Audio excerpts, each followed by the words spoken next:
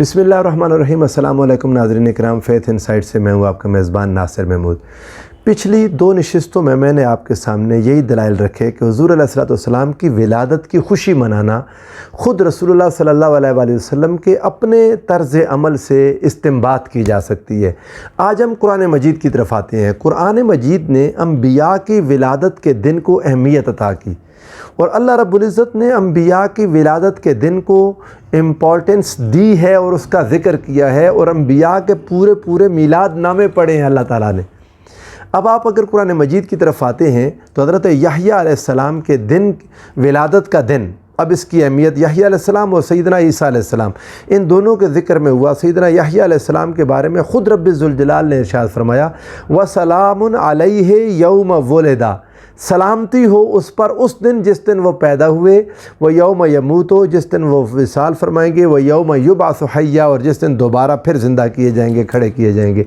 आप देखें कि अगर उनकी ज़िंदगी के फ़कत 3 अय्याम को गिना चुना तो पहला दिन उनकी विलादत का रब्बुल ज़ुल जलाल ने उस दिन पर सलामती भेजी, उस दिन उन पर सलाम भेजा। उसके बाद सैयदना ईसा अलैहिस्सलाम का अपना मुबारक कौल कुरान ने नकल किया, वस्सलामु अलैया यौम वुलिदतु व यौम अमूतु व यौम उबअसु हय्या, कि मुझ पर सलामती हो उस दिन जिस दिन मैं पैदा हुआ, जिस दिन मैं विसाल फरमाऊँगा, वफ़ात पाऊँगा और जिस दिन मैं दोबारा ज़िंदा किया जाऊँगा। गोया नबियों की विलादत के दिन अहमियत के हामिल हैं। जब हर नबी की विलादत का दिन अहमियत का हामिल है तो रसूलुल्लाह सल्लल्लाहु अलैहि वसल्लम जो इमामुल अंबिया हैं, आपकी विलादत का दिन कैसे अहमियत का हामिल नहीं होगा।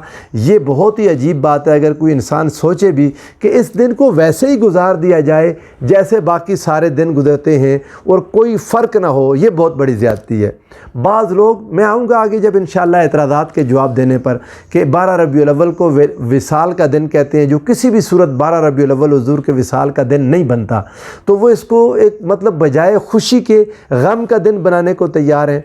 मेरा मबदा इस्तदलाल और मेरा सवाल ये है कि ये दिन जिस दिन रसूलुल्लाह सल्लल्लाहु अलैहि वसल्लम की विलादत पर उलमा का इत्तेफाक हो गया, सलफ़न खलफ़न उलमा ने जिस पर इत्तेफाक कर लिया कि ये दिन हुज़ूर की विलादत का दिन है, ये मुसलमान के बाकी दिनों से डिफरेंट होना चाहिए। किसी भी तरीके से कर लें, उस दिन रोज़ा रख लें, उस दिन नमाज़ें पढ़ें, नवाफ़िल पढ़ें, दुरूद पाक की कसरत करें, साफ़ कपड़े पहनें। अगर आपको मज़ीद खुशी के अंदाज़ पसंद नहीं है, लाइटिंग करना आपको पसंद नहीं तो ना करें, लेकिन कम अज़ कम अपने इस दिन को बाकी दिनों से डिफरेंट तो करें।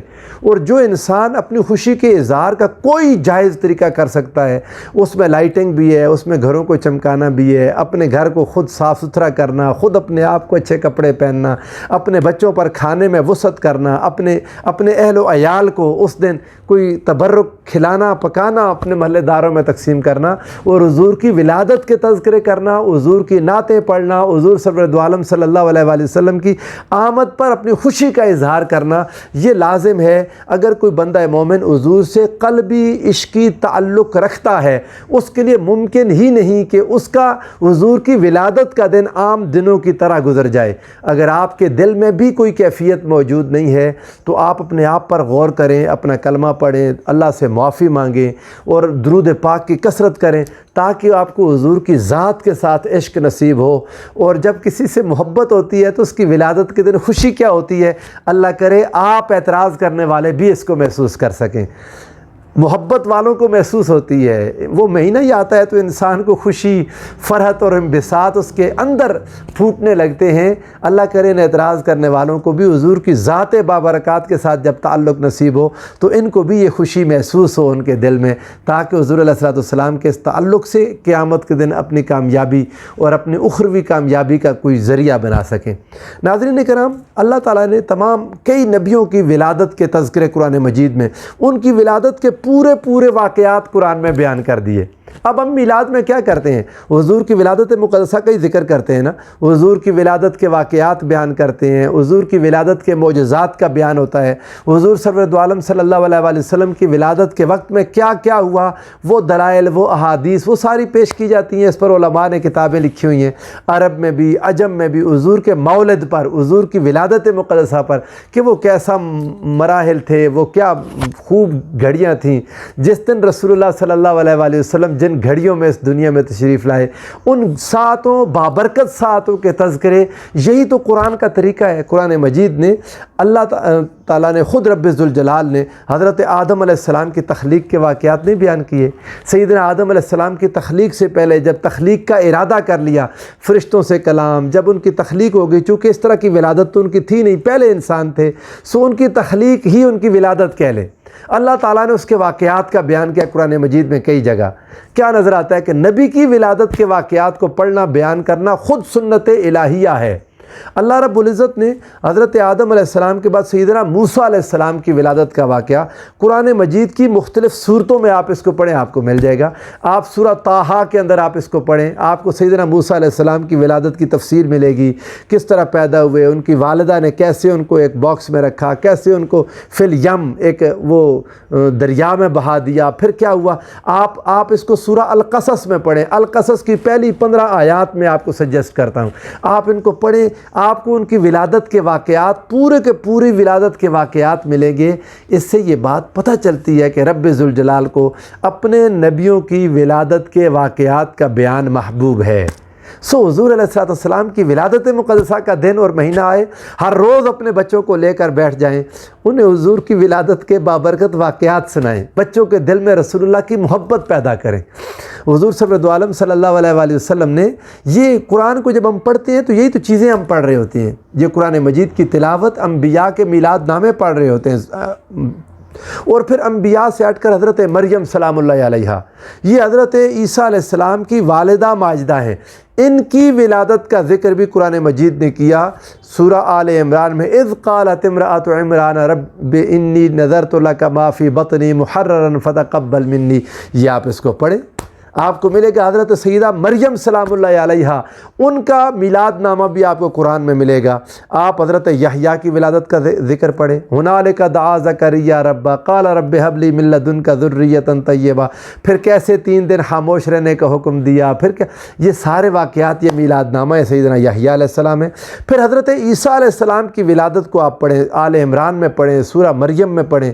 سیدہ مریم جب وہ شرقی جانب میں تنہا ایک طرف ہو گئیں، تنہائی میں ایک طرف رخصت ہو گئیں، تو اللہ رب العزت نے وہ پورا واقعہ بیان کیا قرآن مجید میں کہ وہاں پر اللہ کا ایک فرشتہ آیا، اس نے کہا انما انا رسول ربک لأہب لک غلاما زکیہ، پھر وہ بچہ لے کے آنا، لوگوں کا باتیں کرنا، ایک دن کے بچے کے جواب دینا، یہ سارے کیا ہیں؟ حضرت سیدنا عیسیٰ علیہ السلام کا میلاد نامہ ہے۔ سو حضور سرور دو عالم صلی اللہ علیہ وآلہ وسلم کا میلاد نامہ بھی قرآن نے بیان کیا، لا اقسم بہذا البلد وانت حل بہذا البلد ووالد وما ولد، رب ذوالجلال نے قسم اٹھائی مکہ شہر کی، اے میرے پیارے مصطفیٰ صلی اللہ علیہ وآلہ وسلم، میں اس شہر مکہ کی قسم اٹھاتا ہوں اس لیے کہ آپ اس میں رہتے ہیں۔ حضور کی ولادت ہے نا اس میں، حضور علیہ السلام اس میں پیدا ہوئے، حضور کی والدہ، حضور کے والد گرامی، حضور کے دادا جان، حضور کے چچا جان اس شہر میں چلتے پھرتے تھے۔ قرآن نے کہا وَأَنْتَ حِلٌّ بِهَذَا الْبَلَدِ، اے میرے مصطفیٰ آپ اس شہر میں رہتے ہیں، سو اس شہر کی میں قسم اٹھاتا ہوں۔ وَوَالِدٍ، آپ کے والد حضرت آدم کی قسم اٹھاتا ہوں، آپ کے والد حضرت ابراہیم علیہ السلام کی قسم اٹھاتا ہوں، وما ولدا، اور جو ان سے پیدا ہوئے، خود رسول اللہ کی قسم اٹھا لی قرآن نے۔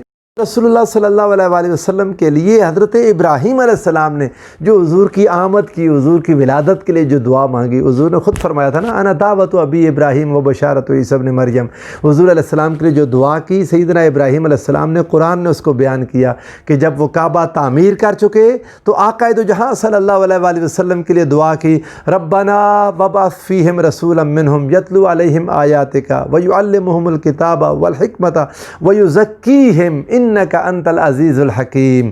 تو یہ میلاد نامہ مصطفیٰ صلی اللہ علیہ وآلہ وسلم ہے۔ اس دن حضور کی ولادت کے تذکرے کریں، حضور کی آمد کے تذکرے کریں، اور اپنے آپ سے کہیں خوشی ہے آمنہ کے لال کے تشریف لانے کی۔ رسول اللہ صلی اللہ علیہ وآلہ وسلم کی آمد پر خوشیاں منائیں جس طرح خوشی منانے کا حق ہے۔ یہ خوشی ساری خوشیوں کی جان ہے، یہ خوشی ساری خوشیوں کی بنیاد ہے۔ اگر رسول اللہ صلی اللہ علیہ وآلہ وسلم کی آمد کی خوشی نہ ہوتی ہوتی تو یہ کائنات کچھ بھی نہ ہوتی، کچھ بھی نہ ہوتا، حضور کے بغیر کچھ نہ ہوتا۔ اللہ تعالیٰ نے یہ ساری کائنات رسول اللہ کی خاطر بنائی، سو حضور کی آمد ساری خوشیوں کی جان بن گئی۔ اللہ تعالیٰ ہمیں حضور سرورت عالم صلی اللہ علیہ وآلہ وسلم کا تعلق، حضور کی نسبت، حضور کا عشق اور حضور کا تعلق نصیب فرمائے۔ والسلام علیکم ورحمۃ اللہ وبرکاتہ۔